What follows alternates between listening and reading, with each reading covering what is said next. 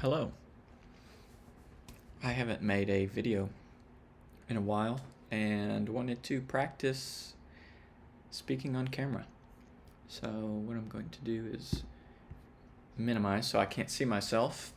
I usually watch myself while I'm making these, but I had heard some advice to not do that. So I'm going to try it without looking. And yeah, it definitely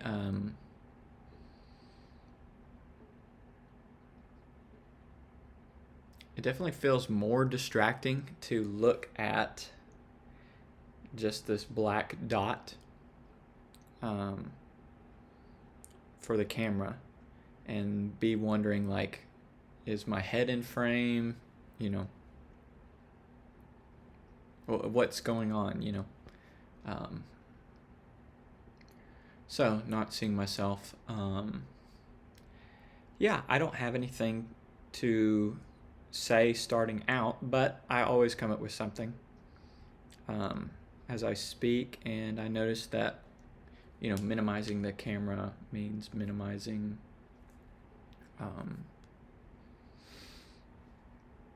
the timer. So I'm gonna have to look at some point, but I am doing this because it is uncomfortable for me. And I wanted to grow in some way today. I want to grow in confidence and the way to find this feeling of comfortability that is in confidence, that it is tied up to this word of freedom, is to do something. So to create something, really just to create movement towards some aspect, because I'm unsure of, like, what do I really want to make? I don't know what I want to make. I've made videos like this before, and that's why I'm doing this, because it's like, what step can I take? So yeah, maybe I'm having thoughts of, while I'm doing this, of posting on YouTube and sharing publicly, because I guess that has its biggest ties to this, raising up some anxiety for me to work through, is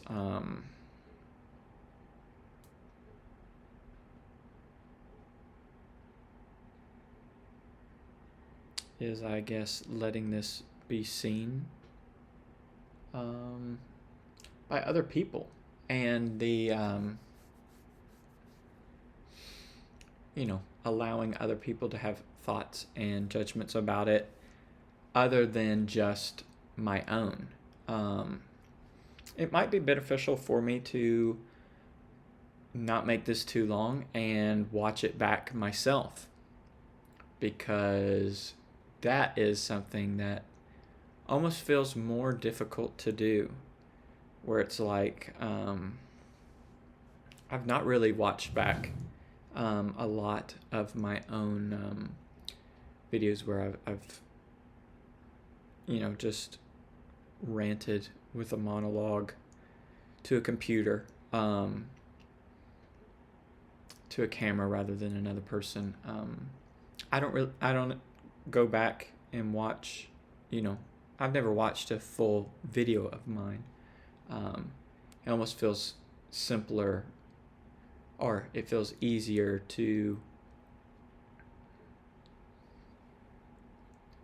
just forget about it, put it on the internet, and let other people watch it, not engage with it anymore. But there's part of that that feels like that's like kind of avoiding and disassociating from how I really feel about it is like not looking at it, not thinking about, that I'm creating anything, that the world is seeing it. And I think that has to do with the nature of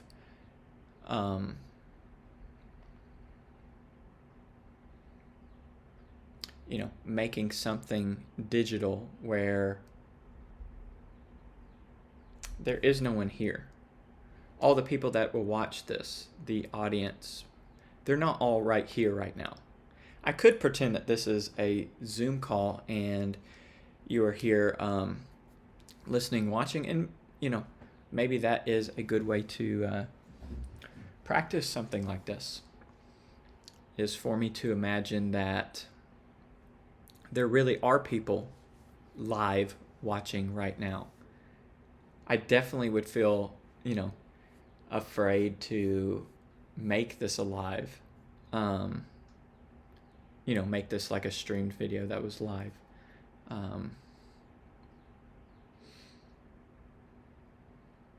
Yeah. And I think for me to get to that point, this is an uncomfortable step moving me that way. So it's kind of weird that, what I talk about is the struggle and the conflict of doing the actual thing. I'm not really carrying over like some form of topic or whatever right now. I just, really, haven't wanted to make time to plan beforehand. Usually I get inspired to make another video or practice, essentially. Practice,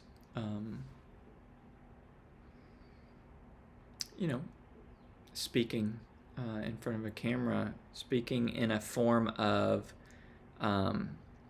being online, presenting myself. So, let's see.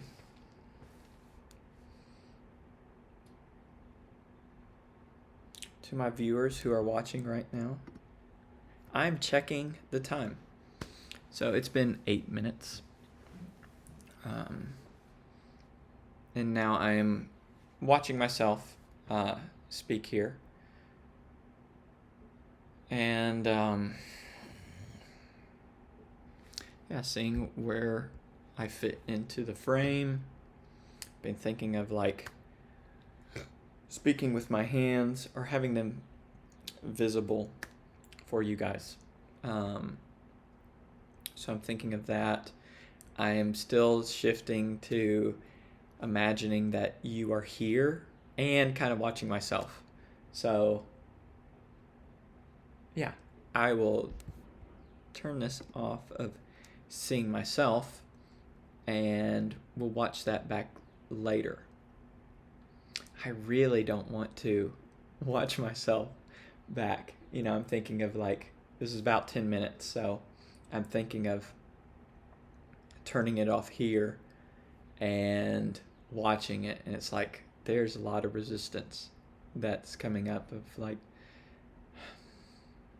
I don't want to see who I am versus who I think that I am, to see what the world might see, even though I'm seeing myself through my eyes and through my experience, because no two experiences see the same thing in the same way.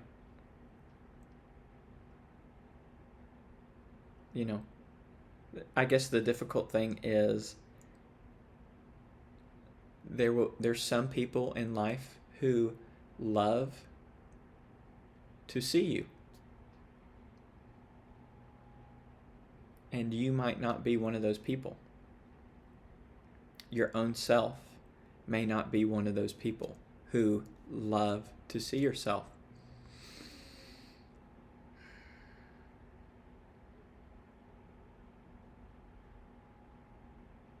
You see the things that you hate to see in yourself. But I think that's important. I think that is the way to loving yourself, is allowing yourself to see and hate the things that you hate about yourself, and not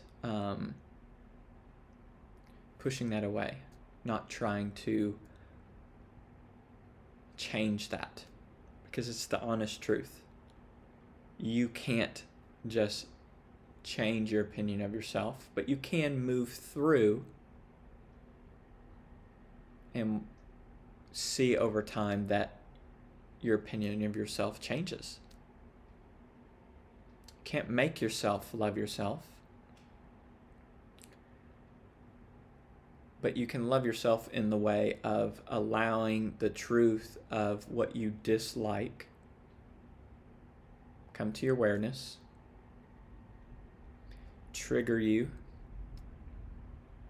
make you feel all the painful feelings that you don't want to feel when you observe yourself. And over time, they go. And over time, you notice that there's a lot that you really love and like about yourself.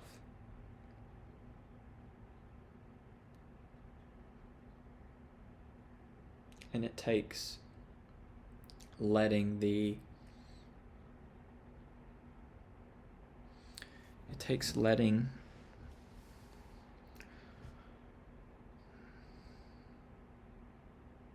things you hate fall away. I wanted to use a different metaphor there, but I couldn't think of one.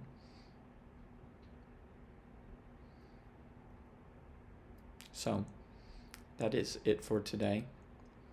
I am proud of myself for taking a step to make this,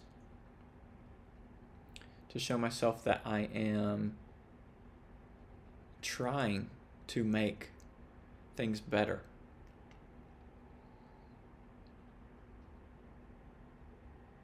Things better specifically in this case for myself.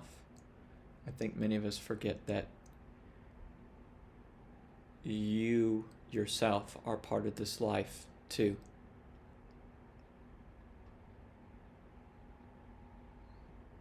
It's not everyone else that is existing. So if you don't take care of yourself, you're not taking care of all of life, because life needs you. And even if you don't resonate with life needing you, life benefits from the more that you care for yourself. The more that you build yourself up, the more that life benefits. And you reap the benefits because you are part of life as well. So that's a little tidbit I gave you there at the end. But thank you. And I will see you next time.